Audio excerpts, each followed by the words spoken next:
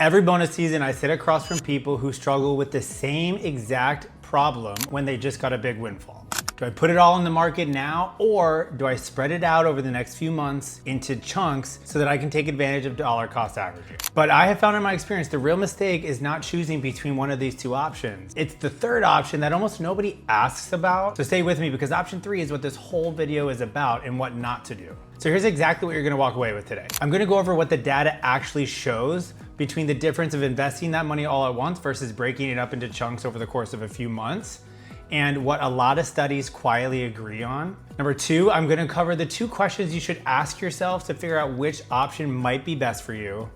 And then number 3, I'm also gonna cover the strategy or the exact schedule that I tend to use with my clients based on how they respond to these questions for themselves. Now, it is important to understand that this decision matters more the more money that we're talking about with regards to this specific bonus or windfall, very simply because the stakes are higher. The size of the check matters more if it's a larger dollar amount than if it's less. Now, the other thing to keep in mind when you're making this decision is how soon are you gonna need this money? Because obviously, if this is going into a retirement account or a bucket that you're not gonna touch for 30 years, then that decision is much less important, if you will, in the short term, than if this is money that you're gonna be touching in the next 2 to 3 years. And if you know that you need the money in the next 2 or 3 years, then you should be questioning if you should be investing it in the first place, but you get what I'm saying. If this video has been helpful at all, please subscribe to my channel because more strategy like this is on the way. Now, in looking at the data, Vanguard actually did a study across 3 countries on this exact situation.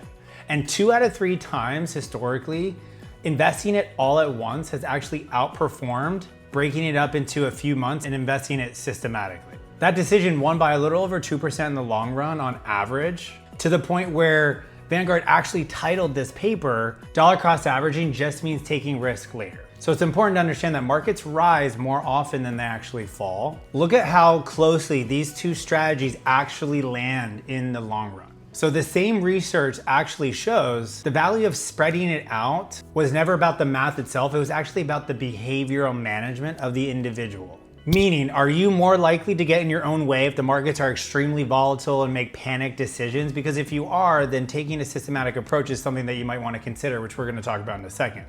But if you compare that to just leaving that cash idle or on the sidelines in cash, the difference is astronomical over the 20, 30-year time frame. They don't even compare. This is what I was talking about earlier with this third option that nobody really asked me about is, well, what if I do nothing? And if you do nothing with that money in the long haul, that's gonna cost you so much more money than the difference between strategy A or B. So just know the enemy is not the decision between all at once versus dollar cost averaging in the short term. The enemy is not making a decision at all, or that analysis paralysis that a lot of us face when it comes to financial decisions. I want to talk to you about a client who in 2008, when the market crashed, he sold his entire 401k. After the market came down, he had about $800,000 in that account after the dust settled, which he then decided to sell into cash. Unfortunately, what he did though was he left that money in cash. And for 7 years, it stayed in cash. When I met him in 2015, that $800,000 was still worth about $800,000. So not only was he too scared to get that money back into the market, he also didn't contribute much over those same 7 years as well. Had he left it invested in the market and not touched it in 2008, and let's assume an average of 10% rate of return, which is what the market does over a 20-year time frame, that same money could have been worth about $1.56 million. So that's almost $760,000 of growth that he would never get back. So in his instance, he didn't pick the wrong strategy between option A and B, for example. His mistake was not picking one at all. No lump sum all at once, no dollar cost averaging approach. It was very simply leave it in cash because I'm too afraid that the market will be volatile and I'll never make that money back. But at the end of the day, not making the decision at all is what cost him in the long run. So if you're in this situation, you're trying to figure out which is the best option for me, here are the 2 questions that I want you to ask yourself. Number 1, how long is it until you need the money? And then number 2, what drives you more, especially in the short term? Are you more motivated by your money in the short term being in a position to not lose value or to not lose money at all? Or are you more motivated by grow in the short term, even if that means knowing that you could take a big hit in the short term, so long as we know going into that, we're not gonna make any panic decisions. So for example, if you are 30 or 35 years old and you're putting money into like a retirement account and you know you're not gonna touch it for 30 years, automatically you kind of want to lean towards putting it all in at once, because the data shows that in the long haul, that's a favorable option, 2 out of every 3 scenarios. Now, that second question, what drives you? Not losing money or growing your account. That's another big factor. The reason why this is so important is more for short-term investing. So if you're investing a windfall that you're gonna need in the next 5 or 10 years, that just simply means that if the markets dip, you will have less time to recover the value of those funds. And so you might be a little bit more conservative. And so if that's the case, then you might wanna lean towards spreading it out over the next few months, just to break up and mitigate the risk of what's going on in the very short term in the market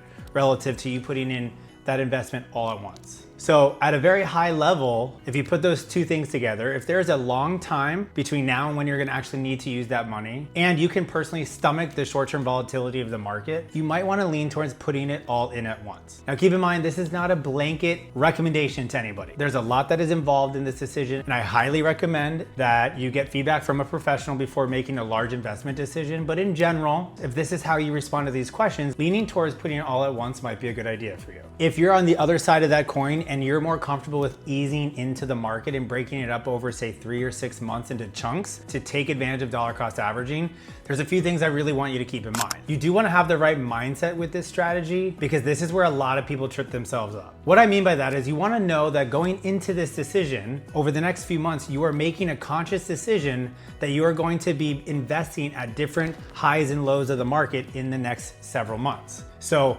6 months from now, you don't want to be in a position where you look back on May, maybe May was the best, and you don't want to have this mindset of, oh, I wish looking back 6 months ago, I invested it all in May, because if I did, that would have given me the best performance. You do not want to put yourself in that mental situation and keep track or keep score like that, because that's just going to create mental anguish and turmoil for you over time. So if we're going to go into this strategy and easing it over time, we want to pick the strategy, 3 months or 6 months, for example. I would lean towards 3, and then commit to it, and then stop keeping score. The point of this type of a strategy is to mitigate some of the short-term risks, but also more importantly, it's really meant to mitigate you getting in your own way and making panic decisions in the short term. For example, if you put in that money all at once and then in 3 weeks the market takes a dip, you want to avoid panic selling at a dip just because the money just went in, which is when people are a little bit more emotional about that immediate performance. So if we're gonna go with the easing in strategy, make sure you commit to the mindset around it as well. Now, the other thing to keep in mind is that if we're going to look at a dollar cost averaging strategy, we wanna make sure that we understand what to do with that cash as it waits to get deployed into the market. It's important to understand what opportunity cost is in the situation. So any money that is sitting in cash,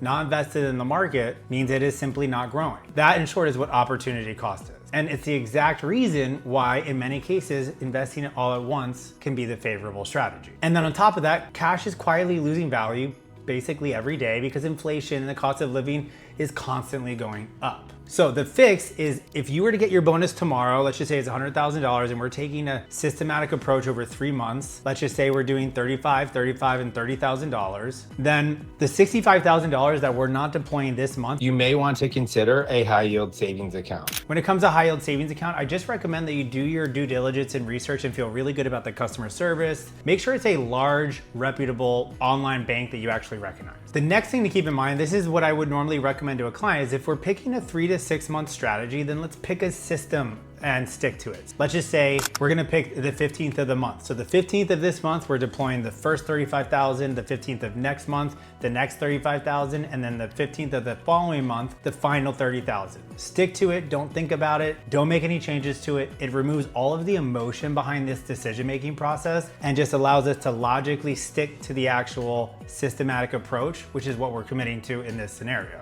Then set up the automatic contribution for those timeframes on the 15th, so that it automatically goes into your account without you having to think about it or do anything about it, and certainly not get into this emotional state of, should I do it? If we're going to go with this strategy, we want to stick with it. Now listen, here's the honest truth. The right strategy for you depends on your time horizon, or how long you have until you need that money, your overall risk tolerance and ability to stomach the market volatilities, especially in the short term, your tax situation, and everything else that's already in your portfolio. So no, these are not one size fits all recommendations or guidelines. And especially if we're talking about larger dollar amounts, again, I highly recommend recommend that you get professional feedback or advice. This is the exact type of decision that I walk my clients through in the Wealth Execution Program. There's a link in the description below, and please reach out if you have any questions on that. But again, just know this is not a rule of thumb that everybody should just follow. This is how to think about these decisions. But if you're questioning this at all, make sure that you get professional advice. In my experience, going back to those clients that I sit across from every year, the winners are not the ones who found a perfect strategy. They're the ones that made the intentional decision and stick to it and not look back. So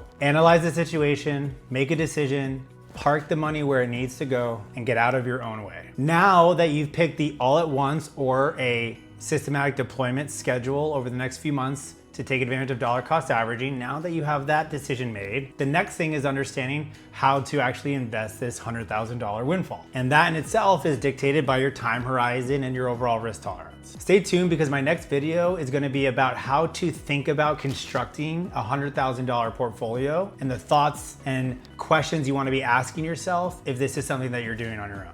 Please subscribe to my channel. There's much more of this strategy on the way.